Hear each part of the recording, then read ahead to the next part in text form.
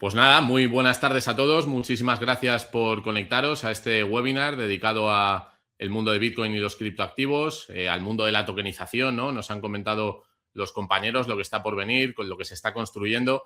Yo voy a centrarme en hablar sobre Bitcoin, sobre cuestiones que están pasando. El objetivo de esta charla, que es de media hora, es ver el impacto que puede tener desde diferentes ángulos en Bitcoin y, por lo tanto, en vuestra inversión, vuestra exposición al activo, sin dejar de lado, evidentemente, lo que también han comentado los compañeros acerca de todo lo que tiene que ver con tokenización de activos, real world assets, todo lo que se está construyendo, ¿no? en el sistema financiero. Para los que no conozcan Bit2Me, sí que voy a hacer una intro y tenéis, de hecho, un código QR en la parte superior derecha por si queréis visitar nuestra página. Bueno, pues con el apoyo de Rankia, ¿no? Un acuerdo que hemos hecho para que toda la comunidad pues, pueda disfrutar de unas ventajas especiales. Y los que no nos ubiquéis, básicamente somos un exchange, un engranaje, un intermediario español que nace en el año 2014. Llevamos ya más de 12 años construyendo infraestructura, arquitectura sobre el mundo de Bitcoin y los criptoactivos. Y algunas de las cosas que nos enorgullecemos de compartir, ¿no? Es ese alineamiento que tenemos con los supervisores y los reguladores en términos de dar garantías a los usuarios, que tengáis un entorno de protección desde el punto de vista de la segregación de fondos, de las auditorías que tenemos que pasar para traeros pues, los mejores servicios, de gobernanza, por supuesto, y luego una gama de productos que luego mencionaré. Tenemos como partners uno de las empresas que ha mencionado Jesús Pérez, que es Tether, uno de los emisores de stablecoins más importantes del mundo, forma parte de la compañía, pero también Telefónica, Unicaja, Bankinter, y somos partners de CK Bank en toda esta transición que han explicado muy bien los compañeros, camino hacia la tokenización, ¿no? Hacia un nuevo modelo que estamos viendo surgir. Para los que queréis conocer más, bueno, pues tenéis también más información en esta diapositiva, ¿no? Bueno, voy a empezar un poco con la evolución del mercado. Los que llevéis tiempo lo conocéis, los que no llevéis tanto, quizá nos tenemos que remontar un poquito más atrás. Como sabéis, Bitcoin, que es un poco la temática de hoy, nace en el año 2009. Yo diría que hasta el año 2021 hemos vivido en un entorno de innovación, en un entorno tecnológico, en un entorno donde se han probado muchísimos proyectos, incluyendo el lanzamiento de las ICOs, los NFTs, el mundo Web3, ¿no? El mundo que surgió, esa explosión que hubo en el año 2021, y desde septiembre de ese mismo año, a mi juicio, hubo un punto de inflexión inicial que fue la entrada, por un lado, de MicroStrategy, de la mano de Michael Saylor, una empresa acumuladora de Bitcoin, que luego comentaremos, y también la adopción de Bitcoin como dinero de curso legal en El Salvador. De ahí saltamos al año 2024 y esta fecha también es muy relevante, muy importante, porque hay un giro fundamental en el parecer de los reguladores en Estados Unidos, ¿no? La SEC, Kogar y Gensler, aprueba los ETF más importantes del mundo, BlackRock, Fidelity, Vanek y otros tantos, conectan sus tuberías, conectan su potencial, su gestión de activos para que Bitcoin forme parte de los portfolios de inversión de sus clientes. Eso, desde luego, marca un punto de inflexión desde el punto de vista también de la aceptación, de la legitimación de un activo y de un ecosistema, porque no solamente es Bitcoin, como sabéis, desde el año 2014 empezaron a surgir nuevos proyectos, lo que conocemos, bueno, ha hablado Víctor de Solana con Stocks, también ha hablado Jesús de algunas plataformas en el entorno DeFi. Bueno, pues todo ese ecosistema sigue evolucionando y no solamente sigue evolucionando, sino que se está integrando en sistemas centralizados, ¿no? Está viendo como una consolidación, por supuesto, con el punto importante que son las stablecoins, ¿no? Ese punto de unión que lo que hace es consolidar y dar liquidez a través de una capa tecnológica a todo lo que se puede construir después a través de la programabilidad, de la interoperabilidad, de la posibilidad de ejecutar nuevas cuestiones. Por lo tanto, estamos 2024, 25 y 26 en un despegue, a pesar de que nos encontremos ahora en un bear market o en un mercado bajista, claramente, ¿no? Para recordar las bondades de Bitcoin, también lo sabéis, pero creo que es importante por el momento histórico que vivimos, desde el punto de vista geopolítico, desde el punto de vista de la degradación monetaria. Creo que Bitcoin resuelve, bueno, su creador resolvió un problema pues muy complejo en el mundo computacional, y es cómo crear escasez digital, ¿no? Bitcoin es el único activo escaso, no replicable, auditable, transparente, seguro, y con eso, bueno, pues lo que evitamos es tener el doble gasto, ¿no? Que podamos utilizar dinero, que podemos utilizar un activo en repetidas ocasiones. La famosa blockchain, el famoso registro que queda distribuido entre tantos participantes. Las propiedades emergentes de Bitcoin van de la mano con el activo, ¿no? Tiene una infraestructura de minería, luego veremos una gráfica del nivel de cómputo. Ahora se habla de la potencial amenaza que significa la computación cuántica, que lo es, pero vamos a ver también cuál es el nivel de seguridad que tiene la red de minería, aunque la computación cuántica iría por el lado de las direcciones públicas.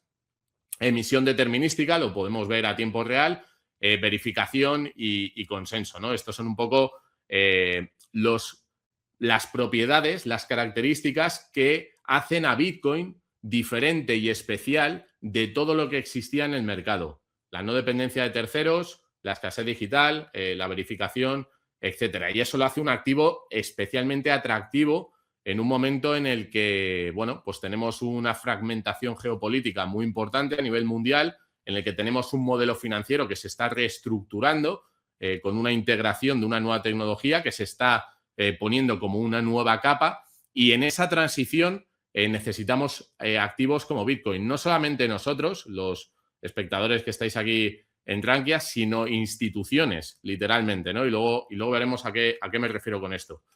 Para los que no conozcáis la emisión, si no habéis visto nunca esta gráfica, es una gráfica de las unidades del total de Bitcoin que van a existir, esa línea azul, hasta los 21 millones en el año 2140.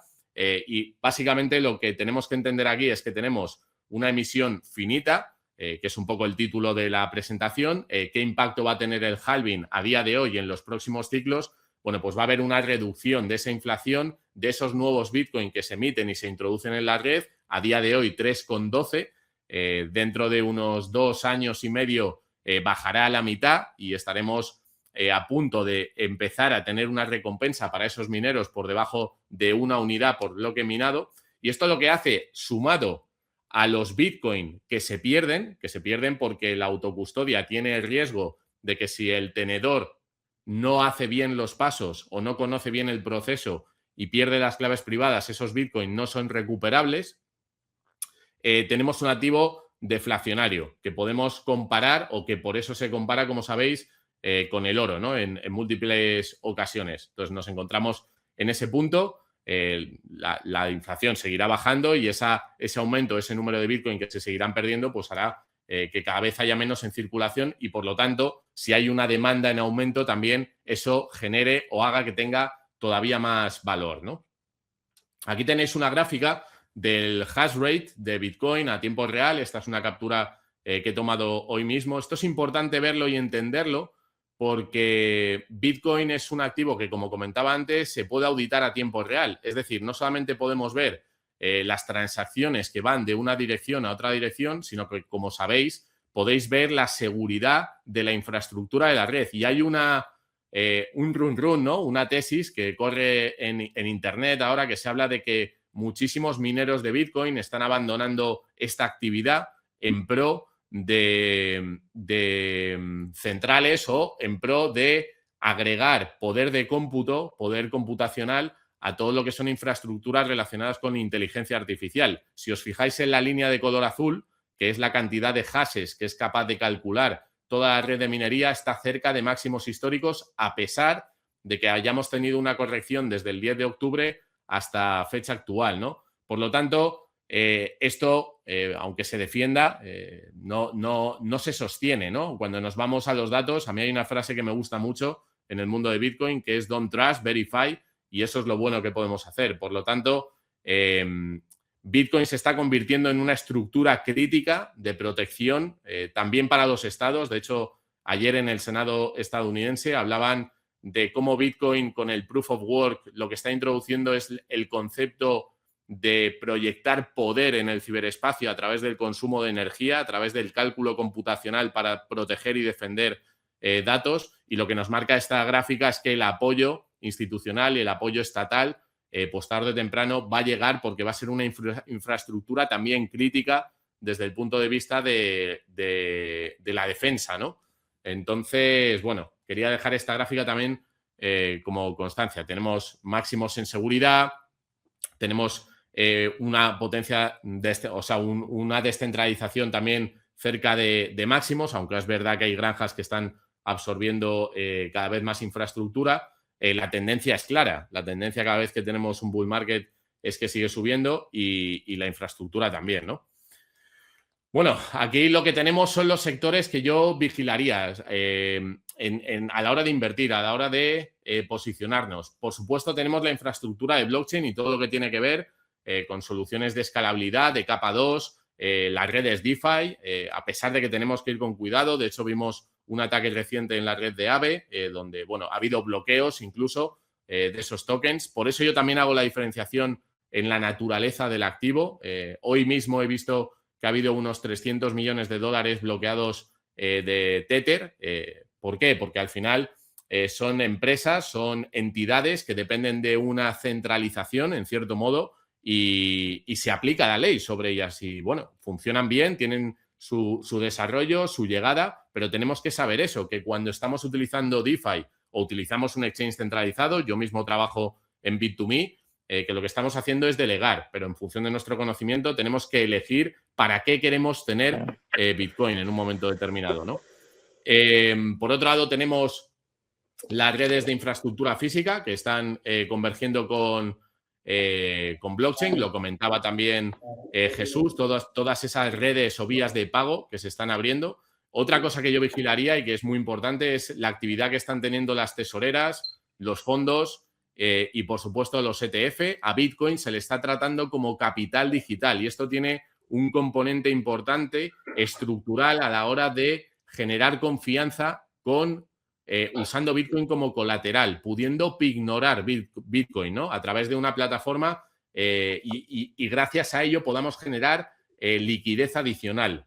Entonces, tenemos estos son nuevas herramientas que están en el mercado. Por otro lado, hay que estar atento también a lo que hagan los bancos centrales, el conflicto de Oriente Próximo, el cierre del estrecho de Hormuz. Tenemos que ver el precio del petróleo hacia dónde se dirige, porque los bancos centrales tendrán que tomar decisiones. Ahora tenemos un cambio de dirección también en la Reserva Federal y eso va a afectar activos que todavía son considerados de riesgo, pero en el macro, Bitcoin, por lo que ofrece, estaría compitiendo en el medio y en el largo plazo con esa posición que tiene el oro. Y también algo muy importante es la regulación y la legitimación, ¿no? Que estamos viendo. El Genius Act, que lo que hace es que en Estados Unidos las empresas que tenían una actividad relacionada con el mundo de Bitcoin y criptoactivos lo puedan hacer de una forma clara, con un marco transparente de cara a la CFTC, de cara a la SEC, y que el negocio y el desarrollo en esos países se pueda dar.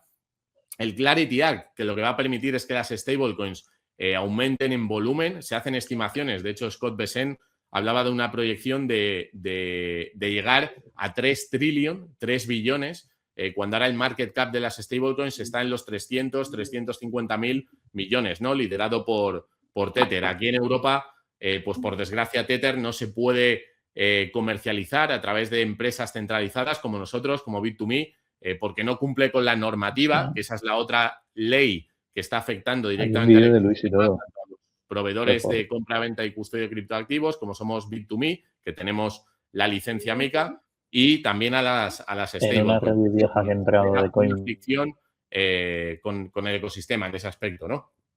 Pero estos son los 3 puntos clave, a mi parecer, de lo que está ocurriendo ahora en el ecosistema y lo que nos puede dar más oportunidades de inversión. Aquí tenemos la gráfica de Bitcoin con los halving, ¿no? Comentaba antes que se han producido 4 halving desde que empezó a operar en el año 2009 y que hemos visto un comportamiento cíclico de corrección, de expansión y luego de acumulación, ¿no? Entonces, ahora mismo tocamos techo en el día 10 de octubre. A mi parecer, este ciclo ha cambiado y ha cambiado en el momento en el que alcanzamos un máximo histórico anterior a que se produjese el halving. Es la primera vez que eso se produce, pero también el último trimestre del 2025, que teóricamente si repitiese el comportamiento de ciclos anteriores, hubiese sido el más bullish y, sin embargo, en esta ocasión no lo ha sido. Ha sido un mercado bajista. Y ahora nos encontramos en una corrección que llevamos aproximadamente 6 meses. Algunos proyectan o vaticinan que el fondo todavía no lo hemos tocado y que puede estar en torno de los 45.000, 50.000 dólares. Veremos, ¿no?, en qué queda este rebote a día de hoy, que nos tiene en el entorno de los 77.000 con una resistencia fuerte en los 80 y también con la media móvil. Si conseguimos romper, podríamos atacar cotas superiores. Pero en el macro y a largo plazo lo que vemos es una tendencia clara, es una tendencia de crecimiento, de acumulación, una participación que se está moviendo, ¿no? Yo siempre en Bit2Me lo bueno que tengo es que puedo ver desde dentro qué es lo que están haciendo los clientes, tanto el institucional como el retail. Y lo que os puedo decir es que el retail está saliendo o está vendiendo en pérdidas, entró en 80, en 90, en 100.000, y el institucional está construyendo. ¿Construyendo qué? Infraestructura con nosotros, la apificación de Bit2Me para poder vender a través de bancos europeos y poder empezar a ofrecer a sus clientes criptoactivos, incluido Bitcoin, ¿no? Bueno, las tesoreras, simplemente el concepto, que son empresas cotizadas, la más conocida es Strategy, que acumulan Bitcoin como parte esencial de su modelo. Lo que prometen es, digamos, pues una exposición precisamente apalancada a Bitcoin mediante herramientas financieras que se ajustan a el lugar jurídico en el que estén ubicadas esas empresas. Y implican riesgos, tienen más volatilidad, tenemos que tener cuidado. No es lo mismo tener Bitcoin que tener acciones que representan a tesoreras o ETFs que replican el precio de Bitcoin. Eso es importante, lo sabéis todo, pero lo quiero mencionar también, ¿no? ¿Cómo operan las tesoreras? Bueno, pues tenemos 3 metodologías principales. Como veis aquí, primero estarían los bonos convertibles, que esto básicamente es deuda, que en un futuro puede convertirse en acciones. ¿Qué consigues con esto? Pues financiarte a un coste muy bajo, porque los inversores tienen la opción más adelante de convertirse en accionistas si la empresa va bien. Y al final lo que consigues en la práctica es captar capital a bajo precio, con intereses muy bajos, para acumular más Bitcoin. Las emisiones de ATM, que básicamente es emitir acciones nuevas directamente en el mercado de forma progresiva, pero el problema es que aquí diluyes a los accionistas actuales, ¿no? Pero también es una forma de alimentar esa participación de nuevos inversores. Y las preferentes, y concretamente Strategy con STRC, lo que está haciendo es competir con otros productos financieros tradicionales que dan rentabilidades del 4, del 5, del 6%, que no nominalmente no están superando ni siquiera la inflación, y gracias a estas preferentes con valor facial, en el caso de STRC de 100, tienes unos dividendos mensuales del 11,5%. Claro, eso está trayendo una cantidad de capital. Para que os hagáis una idea, la semana pasada solamente Strategy compró 34.000 unidades de Bitcoin. Claro, esto no lo veíamos en los ciclos anteriores, ¿no? No veíamos participación tan potente en ese sentido. Y esto lo que está haciendo es cambiar la infraestructura y cambiar los ciclos, a mi juicio, ¿no? Yo creo que los halving van a terminar siendo testimoniales de alguna forma, y las fuerzas que están entrando a nivel institucional son las que van a empujar y van a proyectar realmente el alza de los mercados que están por venir. Aquí simplemente he destacado el número total de Bitcoin que están ahora mismo con compañías, que son unos 1.211.000, tenéis abajo en recuadro. También he destacado a Vanadi Treasury, que Vanadi Treasury es una empresa pública cotizada en España que además opera con nosotros y custodia con Bit2Me, y Strategy, como podéis ver, que tiene 815.000 unidades de Bitcoin, ¿no? Esta tabla la tenéis pública y se actualiza constantemente, pero para que veáis que están las tesoreras. Y también hay un listado importante de acumuladoras, que son o tesoreras acumuladoras, y las que tienen Bitcoin solamente en balance, ¿vale? Por ejemplo, sería el caso de Tesla, de Elon Musk. Bien, a ver, un momentito. No sé si se ve la presentación. A ver, sí.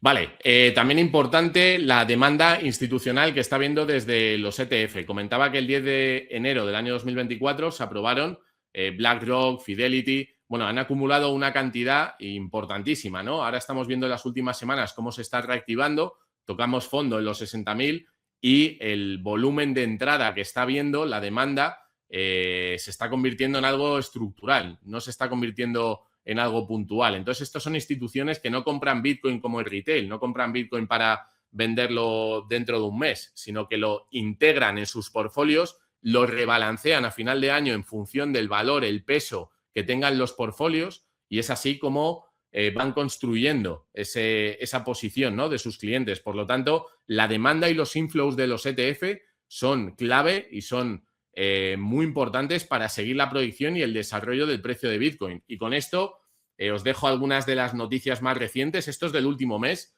y es que es verdad que BlackRock, Fidelity, VanEck y otros fondos ETF entraron en 2024, algunos se quedaron fuera, como recordaréis Vanguard o Charles Schwab o Goldman Sachs, y ahora son los que están dando el paso. Entonces, además, se está creando un entorno de competición para ofrecer este tipo de productos. Se están bajando las comisiones de estos ETF muchísimo, ¿no? Entonces, tenemos una adopción institucional, una proyección de demanda de Bitcoin como activo de reserva, como parte de los portfolios, que como podéis ver ahí, pues hablamos de entidades que tienen activos bajo gestión de 12 billones, ¿no? O sea, unas cantidades muy, muy importantes. Aquí tenéis una gráfica de los inflows que está viendo desde el principio. Ya hablamos de que estamos cerca de los 800.000 en el caso de IBIT, que es el ticker de BlackRock. Y esto lo que nos está indicando es la tendencia. Hay un momento de pausa, evidentemente, desde finales del año pasado, que coincide con la bajada de precio. Cuando no tenemos entradas de compras institucionales, las ventas de retail, las ventas de aquellos que habían tomado posiciones en Bitcoin en un momento inicial, los early adopters, necesitaban profundidad y liquidez del mercado. Y cuando han vendido, han bajado el precio, pero se ha sostenido gracias a la participación de estas instituciones. Entonces, ojo, con pensar que Bitcoin está caro, que va a corregir mucho más. Es posible que veamos una nueva fase bajista. Luego escucharemos a Daniel, que le hace análisis técnico y la verdad que hace unas proyecciones muy interesantes. Pero el entorno, la infraestructura, también hablamos de la liquidez, de lo que pase en el estrecho de Hormuz, indica que a medio y largo plazo tiene todo el sentido que vuelva a recuperar la cota de los 100 y vaya más alto, ¿no? Bien, algunas noticias también a destacar son la regulación que ha habido en Japón respecto a Bitcoin y los criptoactivos, y es que esto es un movimiento que se está produciendo en todo el mundo al mismo tiempo. Al final, la clasificación, ¿no?, de cómo se trata Bitcoin, si es un activo real o un activo financiero, es importante también desde el punto de vista del supervisor para ver cómo se puede comercializar, cómo se tiene que custodiar, y todo esto crea la infraestructura necesaria para que pueda seguir creciendo, ¿no? Ya no estamos en ese momento cypherpunk, en ese momento criptoanarquista, que todavía sigue existiendo, pero ya no estamos ahí. Entonces, esto hay que verlo claro. Si seguís las noticias, también habréis escuchado sobre los pagos que ha ofrecido el gobierno de Irán para hacer los settlement, la liquidación en Bitcoin. Esto es dentro de un contexto geopolítico, ¿no? El movimiento que hay fuera del SWIFT, y utilizar herramientas como los criptoactivos y en el caso concreto de Bitcoin para no poder censurar y no poder condicionar una transacción para que estos países reciban dinero. Imaginaos si se empiezan a pagar a los mercantes que tienen que pasar por Hormuz la prima en Bitcoin a este país, ¿no? Pues eso también es un flujo de demanda nuevo que no existía hasta ahora. Y aquí tenéis la distribución, y con esto voy terminando, de actualmente cómo están representados esos Bitcoin. Comentaba que la mayoría fueron comprados por individuos, por particulares, cuando el mercado todavía era un mercado retail, un mercado en experimentación.